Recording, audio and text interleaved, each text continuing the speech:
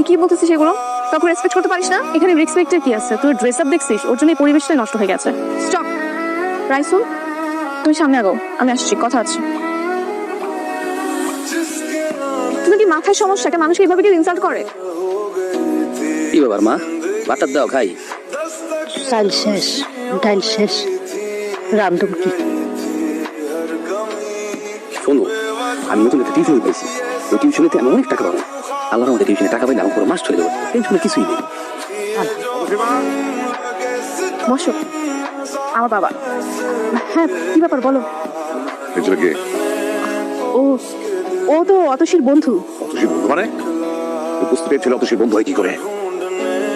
ভার্সিটির বন্ধু। ছেলেটা নাকি খুব ভালো ম্যাথ পারে, তাই অতসী বলছিল ওর কাছে ম্যাথ পড়বে। অতসী বললেই হয়ে যাবে?